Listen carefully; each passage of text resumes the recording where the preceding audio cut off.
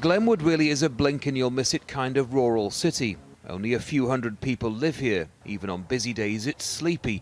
But at one time, it was home to the only hospital in the county, an area of almost 800 square kilometers.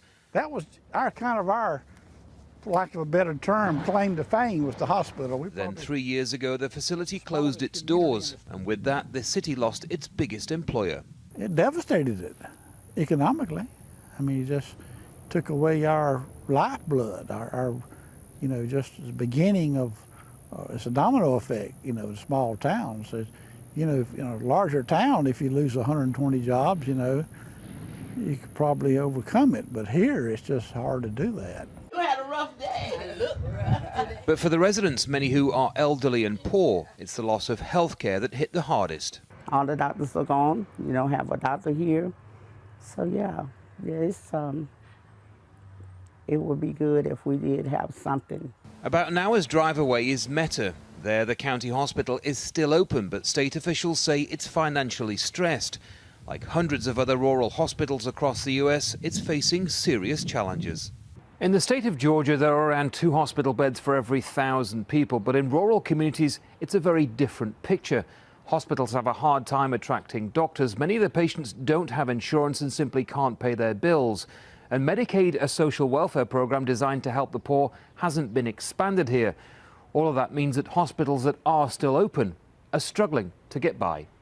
We have a lot of folks that come in for heart attacks, for strokes. Hospital CEO David Flanders is working hard to turn things around and says serving the community is about more than healthcare. You need a great hospital to be able to prosper as a community.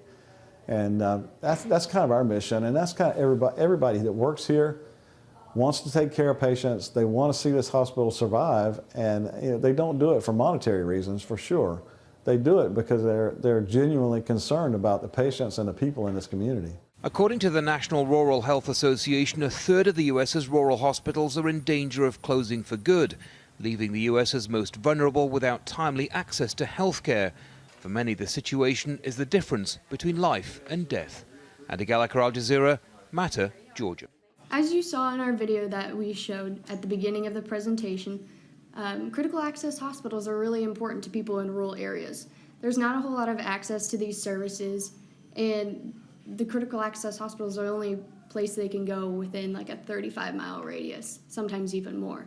The goal of these hospitals is to provide access to primary, acute, and emergency care to people who are in distant regions, and there's no specialist or tertiary care available to them. Demographics and its role in access to critical access hospitals. People with no access to primary care physicians are one of the primary motivations behind critical access hospitals. Over 20% of the United States do not have a primary care physician. That means 1/5 of the United States has no access to timely care in which they regularly receive the care that they need and deserve. These areas with no primary care physicians have perpetually poor care because they don't have any resources to recruit any more doctors. The most common threat of these critical access hospitals is that the populations that they serve are clearly lacking economic resources. Communities that have poor economic situations typically cannot afford the healthiest of foods, so lots of processed food is purchased.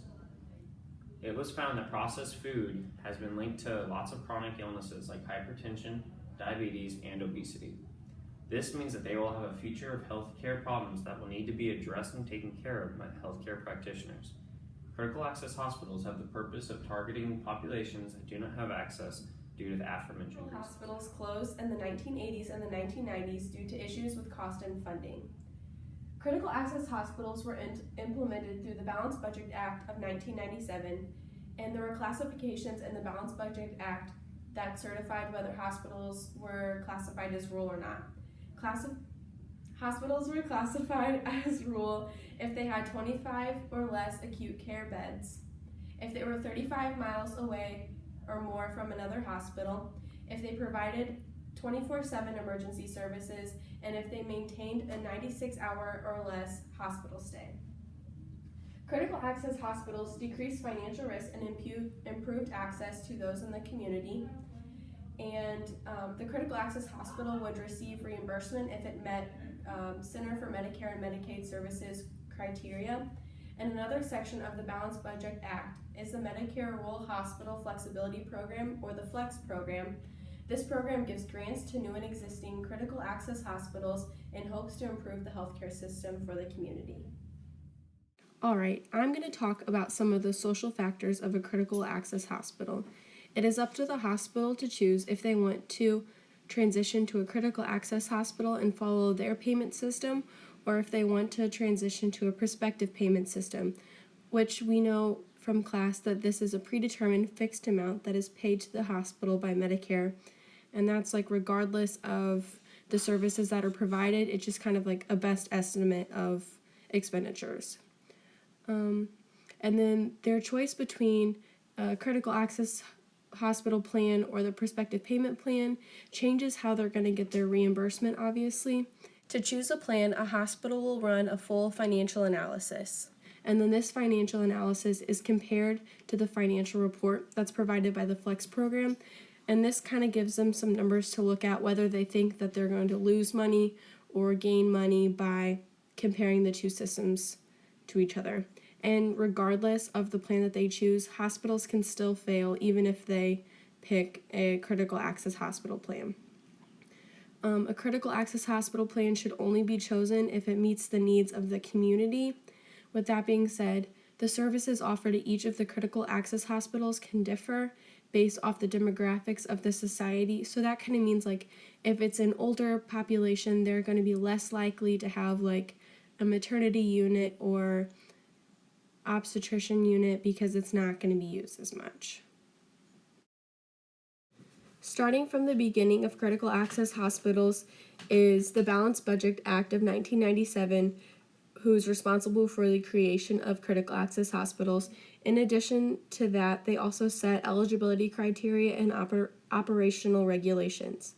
And then in 1997, the Medicare, Medicaid, and CHIP Balanced Budget Refinement Act, or the BBRA, made enhancements of reimbursements criteria to the Balanced Budget Act. And then in 2003, Medicare Prescription Drug Improvement and Modernization Act, or the MMA, increased reimbursements for hospitals. It also expanded the bed number eligibility to allow more hospitals to be in the program. It continued funding for the FLEX program, and it also increased Medicare reimbursements to 100% of Medicare cost.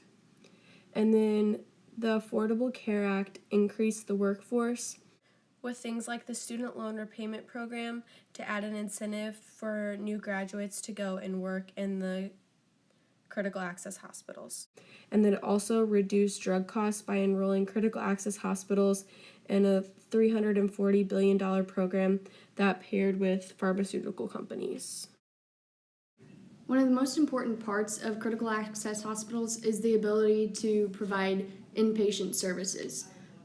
But in order to be admitted into an inpatient portion of a critical access hospital, a physician must reasonably expect the patient to stay across 2 midnights or a full 24 hours, and it must be medically necessary inpatient services.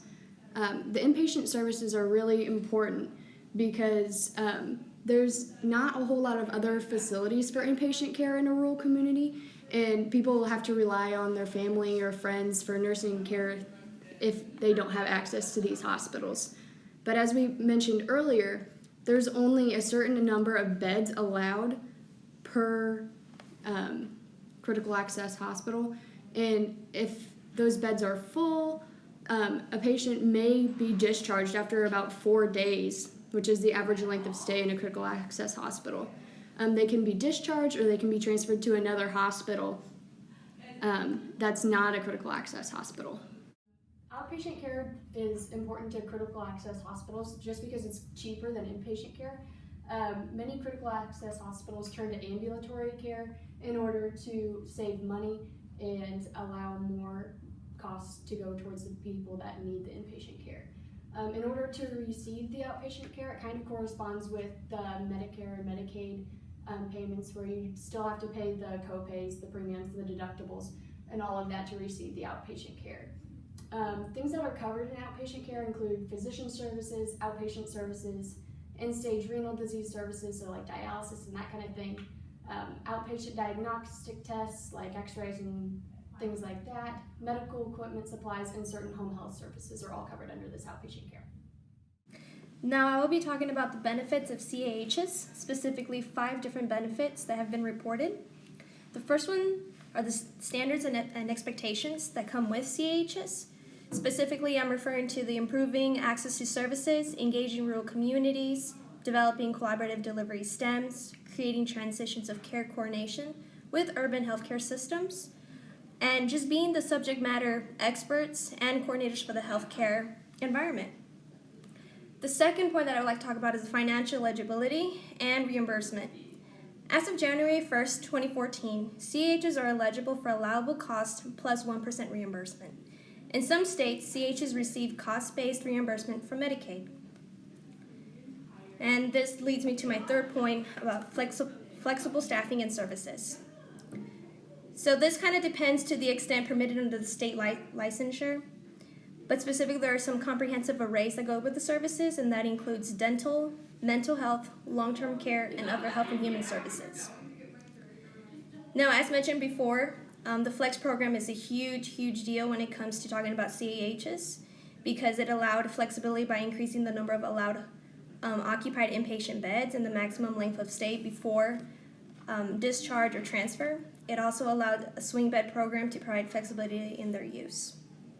Lastly, I would like to talk about telemedicine technology, especially because nowadays we have access to a lot of technology, and this is actually a great thing for CAHs because it provides direct visual and voice contact between the patient and the provider at a remote location. So these are the top 5 benefits that I wanted to talk about. So now I'll be talking about the challenges of CAHs. As for now, I'm going to be pointing out 3 different challenges. The first one is cost increases and population decreases. Why is this important?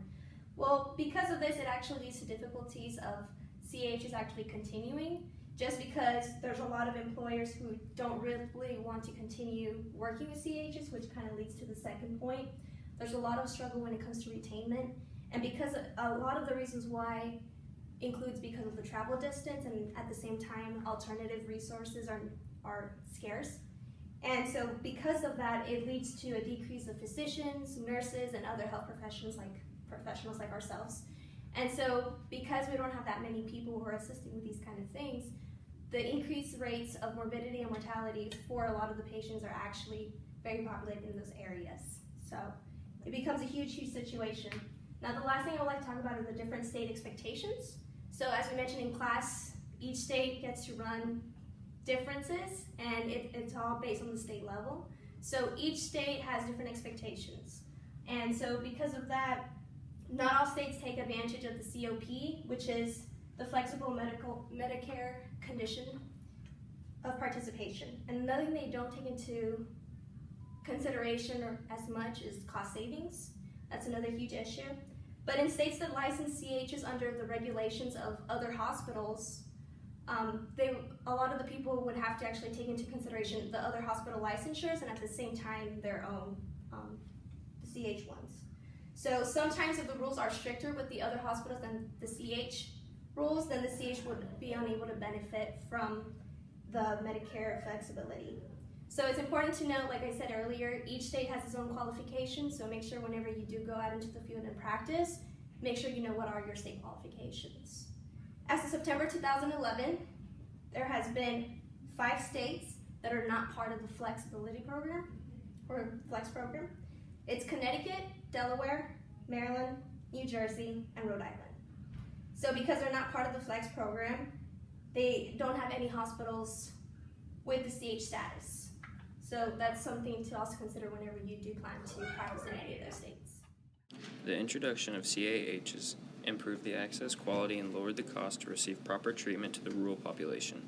This allows any barriers communities have to receiving healthcare to be obsolete, as nothing should stop the reception of medicine and healthcare. The goal of critical access hospitals was not only to reach out to communities that needed healthcare, but it was also to ensure that they were receiving the highest level of care possible.